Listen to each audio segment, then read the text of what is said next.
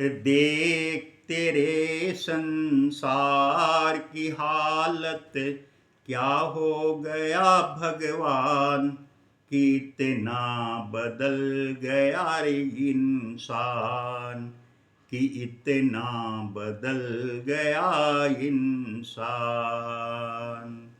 सूरज न बदला, चांद न बदला, बदल गया रे इंसान, कि इतना बदल गया इंसान। मेरे भगवत भक्तों, जब तक के हम इस धरती पे जीवित है, हमें हमारी नैतिकता कहती है, हमारी मानवता कहता है कि हमें नम्रता के साथ, विनम्रता के साथ अपने से बड़ों का इज्जत करना चाहिए। बाद में क्या होगा, न वो इंसान रहेगा और न वो आपको उसका समय मिलेगा। इंसान इस दुनिया से चला जाएगा तब सिर्फ आपके पास समय तो रहेगा, लेकिन वह इंसान आपको नहीं मिलेगा। सिर्फ उनकी यादें आपके जीवन में शेष रह जाएगा, समय निकल जाएगा। तो का बरसा जब कृषि सुखाने, और समय चूक पुनि का पछताने। मृत्यु के पश्चात सिर्फ उनकी यादें शेष रह जाएगी। इसलिए मेरे सज्जनों, इंसान का इंसान से हो भाईचारा, यही पैगाम हमारा, यही पैगाम हमारा। हम इंसान हैं, हमें पशु तुल्य हम नहीं हैं।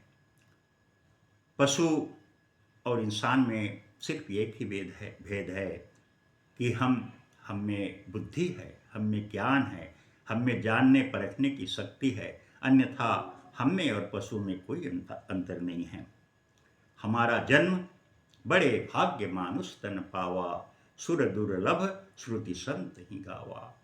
गोस्वामी तुलसीदास जी रामचरितमानस में बड़ा सुंदर चौपाई लिखे हुए हैं। कहा गया है कि मानुष जन्म अनमोल रे, इसे मिट्टी में मत घोल रे।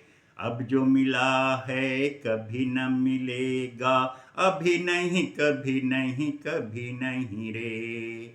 मानुष जन्म अनमोल रे, इसे मिट्टी में मत घोल रे। अब जो मिला है कभी न मिलेगा, अभी नहीं कभी नहीं कभी नहीं रे।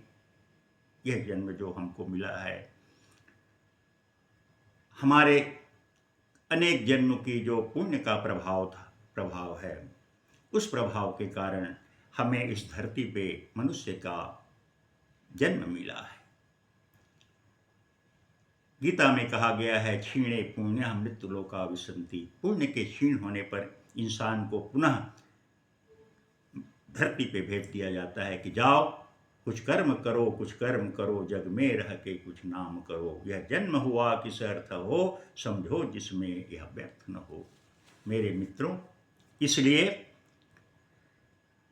वक्त को पहचानो, समय को पहचानो। समय यदि निकल गया तो सिर्फ दिल में पछतावा रह जाएगा, आपको कोई हाथ नहीं आएगा, और वह जीवन भर आपके हृदय में वह पछतावा खटकता रहेगा। आपकी चैन, आपकी शांति में वह एक बाधा के स्वरूप बन जाएगा। आपका मन जब भी याद करेगा, आप उसके लिए दुखी होंगे। इसलिए मित्रों, समय के साथ चलो, वक्त को पहचानो, वक्त आपके साथ नहीं चल सकता। अच्छे कर्म करो, अच्छा कर्म करोगे तो कर्म प्रधान विश्व करी राखा, जो जस करहि सो तस फल चाखा। हमारा जो कर्म जो है वही हमको फल देगा। अच्छे कर्म करेंगे तो मृत्यु पश्चात हमें अच्छी योनि मिलेगी, हमें गोलोक में स्थान मिलेगा, और बुरे कर्म करेंगे तो हमें नरकगामी होना पड़ेगा, अनेक कष्ट को भोगना पड़ेगा। मेरे मित्रों, हम इंसान को किसी की निंदा, किसी की चुगली, जलनखोर और ये जो मद, घमंड, अहंकार, ये सब जो है नहीं रखना चाहिए।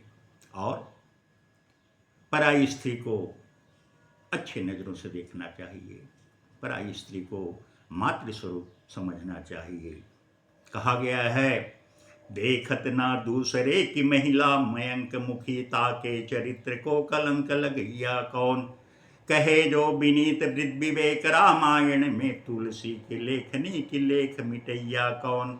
धन पराव विषहूँ ते विष भारी, जिन्हीं तिनकी सुसारी संपत्ति हरैया कौन। और जननी समझाने पर नारी, सुसृष्टि बीज उतनी उसकी पत्नी को कुदृष्टि करैया कौन। जननी समझा नहीं पर नारी, धन पराव विष ते विष भारी। मित्रों, पराई स्त्री को माता के समान समझना चाहिए। ये जो कहा गया है, जड़ जोरू और जमीन, ये घातक होते हैं, ये प्राण नाशक होते हैं, ये समाज में आपको बदनाम कर देंगे, आपके चरित्र पे कलंक लग जाएगा। और इसलिए मित्रों, इन सब चीज़ों से इंसान को बचना चाहिए। समय के साथ मनुष्य को चलना चाहिए, मनुष्य समय के साथ नहीं चल सकता। मनुष्य को समय के साथ चलना चाहिए, समय मनुष्य के साथ नहीं चलेगा। हमें जैसे बयारी चल रहा है वैसे हमको पीठ पीछे कर देना चाहिए। पीठ पीछे अगर हवा चलेगा तो आपको आगे बढ़ाएगा। इसलिए हमें समय के साथ चलना चाहिए, समय की प्रतीक्षा नहीं करना चाहिए कि अच्छा समय आएगा तब मैं यह काम करूँगा। नहीं, काल करे सो आज कर, आज करे सो अब, पल में परलय होएगी बहुरी करेगा कब। मेरे सज्जनों, यदि भगवान आपके रक्षक हैं, भगवान के प्रति आपकी आस्था है, भगवान के प्रति आपकी श्रद्धा है, दुनिया का कोई भी आपका शत्रु आपका कोई बाल बांका नहीं कर सकता। रहीम कवि कहते हैं, रही मन को का करे, ज्वारी चोर लबार, जो पति राखन हार है, माखन चाखन हार। और आगे कहा गया है, जितने तारे गगन में उतने शत्रु होय, बाल न बांका कर सके जो जग बैरी होय। आकाश में असंख्य अनगिनत तारे हैं, अगर इतनी भी शत्रु आपके जीवन में हो जाएंगे, लेकिन यदि परमात्मा आपके बाह को पकड़ लिया है तो आपका कहीं बाल बांका नहीं होगा। इसलिए मेरे मित्रों, ईश्वर के प्रति श्रद्धा रखो, ईश्वर के प्रति विश्वास रखो, अच्छे कर्म करो, आप अपने जीवन को सफल बनाओ।